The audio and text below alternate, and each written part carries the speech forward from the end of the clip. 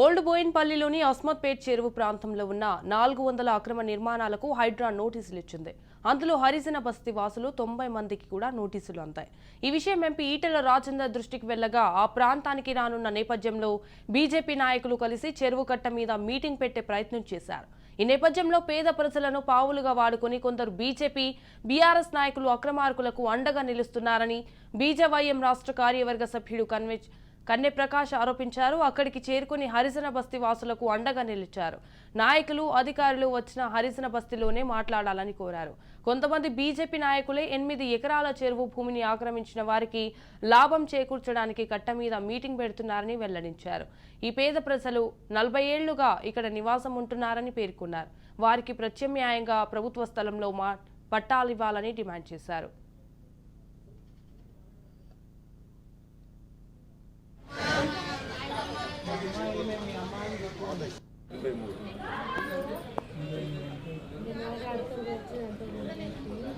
మాట్లాడతావమ్మా right. ఇదే అంశంపై మరింత సమాచారం మా Telangana bureau chief Mahender Reddy phone in ద్వారా అందిస్తారు. మహేందర్, హైడ్రా అధికారులు నో కాంప్రమైజ్ అంటున్నారు. మొత్తానికి దూకుడైతే పెంచారు. రోజుకింత అసలు ఎక్కడ ఏ ప్రాంతాన్ని ఎంచుకుంటున్నారో తెలియదు. హైదరాబాద్ చుట్టుపక్కల ఇట్లా నోటీసుల పరంపర అయితే కొనసాగుతున్నది. మరోవైపు గోల్చరాలు, ఒకవైపు నోటీసులు ఇస్తున్నారు, ఆ నోటీసులు రోజు అయిపోగానే ఇంకోవైపు కూల్చరాలు సాగిస్తున్నారు. ఇప్పటికైతే హైదరాబాద్ లో అక్రమ నిర్మాణాలు అయితే పూర్తిగా నీలమట్టం అయితే చేస్తారు. మరి ఈ అక్రమార్కుల గుండెల్లో గుబులు పుట్టిస్తున్నట్టు పరిస్థితి ఉంది. సో ఈ చెరువులు నాలో పాల్పడి అక్రమాలకు పాల్పడినటువంటి వారందరూ కూడా వణికిపోతున్న పరిస్థితి. ఇక ఇప్పటికే హైదరాబాద్ రాయదుర్గం, మాదాపూర్లో దుర్గం చెరువు చుట్టూ ఉన్న వారందరూ కూడా దాదాపు 204 ఇళ్లకు, దాంట్లో ముఖ్యమంత్రి రేవంత్ రెడ్డి సోదరుతో సహా వాళ్ళకు నోటీసులు ఇవ్వడం జరిగింది. ఇక రామ్ నగర్ లో అక్రమాలు కూడా హైడ్రా కమిషనర్ పరిశీలించాడు.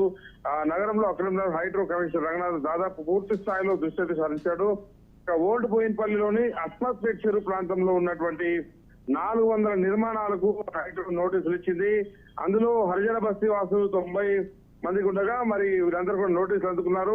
ఈ విషయం ఎంపీ ఈటెల రాజేందర్ దృష్టికి వెళ్ళగా ఆ ప్రాంతానికి రానున్న నేపథ్యంలో బీజేపీ నాయకులు కలిసి చెరువు కట్ట మీద మీటింగ్ పెట్టే ప్రయత్నం చేశారు. ఈ నేపథ్యంలో పేద ప్రజలు పావుగా వాడుకుని కొందరు బీజేపీ, బీఆర్ఎస్ నాయకులు అక్రమాలకు అండగా నిలుస్తున్నారని బీజేపీ రాష్ట్ర కార్యసభ్యులు అయితే ఇటు ఆరోపించారు. మరి ఇప్పటికైతే అక్కడికక్కడ చేరుకుని హరిజన బస్తీ వాసులు అండగా నిలిచారు. నాయకులు, అధికారులు వచ్చిన హరిజన బస్తీలను మాట్లాడాలని కోరారు. ఇంతమంది బీజేపీ నాయకులు 8 ఎకరాల భూమి చెరువులు ఆక్రమించి వారికి లాభం చేస్తారని కట్ట మీద మీటింగ్ పెడుతున్నారని వెల్లడించారు. సో పేద ప్రజలు 40 ఏళ్లుగా నివాసం ఉంటున్నారని పేర్కొన్నారు. వీరికి ప్రత్యేకంగా చదువుతున్న పట్టాలు ఇవ్వాలని డిమాండ్ చేస్తున్నారు.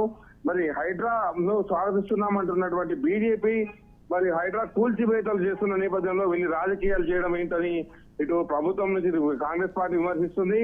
మరోవైపు హైడ్రాను సమర్థించేటువంటి లేక్ ప్రొటెక్షన్స్ కావచ్చు, ఇటు విద్యార్థులు కావచ్చు, యువత దాదాపు అందరూ కూడా బీజేపీ కానీ ఇతర పార్టీలు హైడ్రా చేస్తున్న పనికి ఎవరైనా అడ్డుపడినా, విమర్శలు చేసినా వాళ్ళని అయితే పూర్తిగా సోషల్ మీడియా వేదికగా చాలా వరకు ట్రోలింగ్ చేస్తున్న పరిస్థితి కనిపిస్తుంది. సో మెట్టకేళ్ళకి మొత్తానికైతే హైడ్రా పూర్తిగా తరలింది. ఒక్కొక్కరికి నోటీసులు అయితే అందిస్తూనే ఉంది. ఒకవైపు కూర్చోలు కూడా మొదలు పెట్టింది. అయినా right, thank you for the updates Mahender Reddy.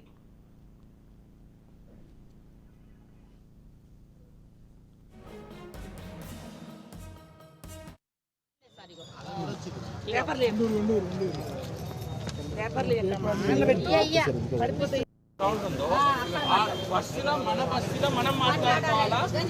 మాకు ఇబ్బంది జరుగుతుంది. మాకు వాస్తవం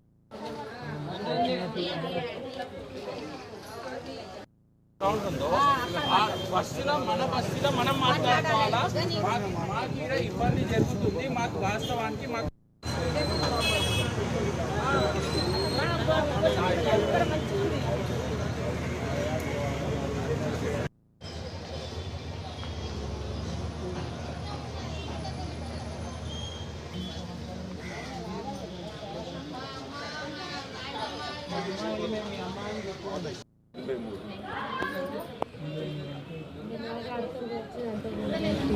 నువ్వు మాట్లాడతావమ్మా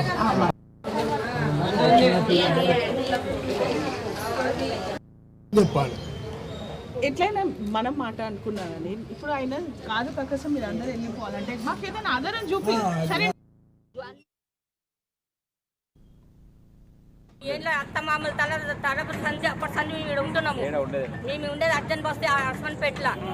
మేము పని చేసుకుంటాం. మా మొగోడు చచ్చిపోయినారు, పిల్లలు 5 పిల్లలు. మేము మాకు ఏండ్ల తర్వాత సంసారాలు చేసి మా అత్తలు మామూలు అందరూ చేసి చచ్చిపోయినారు. మా బావాళ్ళు ఇట్లా అందరూ మేము ఎట్లా బతాం సార్? మా పిల్లల్ని ఇప్పుడు అచానక్గా మా రోడ్డు మీద వేస్తా అంటే మేము ఎట్లుంటాం? బస్ అంతా నోటీస్ ఇస్తాం, మేము ఎట్లుంటాం? అప్పటి సంధి మేము బస్ అంతా మా బస్ అంతా ఒక్క టైం ఉంటాం. మేము మాకు నోటీస్ ఇస్తాం, మేము ఎట్లా ఉంటాం సార్? మేము ఎట్లా బతాం? ఇల్లు గుల్లగొడతామని ఇచ్చారు సార్. మేము ఎట్లా చేస్తాం? అప్పటి సంది ఉన్నాము, మా పేపర్లు కూడా ఉన్నాయి, చూపిస్తాం మేము. మాకు గ్రామ పంచాయతీ నుంచి మాకు వచ్చి ఇచ్చారు జాగా. మీకు ఇట్లా చేస్తే మేము మా అత్తాలు మా బావాలు మా అందరు మొత్తం సంసారాలు చేసారు సార్. మా పిల్లలు కూడా సంసారాలు చేశారు. ఇప్పుడు మేము చేస్తా అంటే మేము మా ఇల్లు ఇప్పుడు గుల్లగొడతా అంటే మాకు ఎట్లా ఎడబడతాం? మాకు చూపెట్టి మా ఇల్లు గుల్లగొట్టమని. ఏంట్లో అత్త మామూలు తరపు సంధి అప్పటి సంధి మేము ఇక్కడ ఉంటున్నాము. మేము ఉండేది అర్జెంట్ బస్తే హస్బెండ్పేటలో. మేము పని చేసుకుంటాం. మా మొగోడు చచ్చిపోయినారు, పిల్లలు 5 పిల్లలు. మేము మాకు ఏండ్ల తర్వాత సంసారాలు చేసి మా అత్తలు మామూలు అందరూ చేసి చచ్చిపోయినారు. మా బావాళ్ళు ఇట్లా అందరూ మేము ఎట్లా బతాం సార్? మా పిల్లల్ని ఇప్పుడు అచానక్గా మా రోడ్డు మీద వేస్తా అంటే మేము ఎట్లుంటాం? బస్ అంతా నోటీస్ ఇస్తాం, మేము ఎట్లుంటాం? అప్పటి సంది మేము బస్ అంతా మా బస్ అంతా ఒక్క టైం ఉంటాం. మేము మాకు నోటీస్ ఇస్తాం, మేము ఎట్లా ఉంటాం సార్? మేము ఎట్లా బతాం?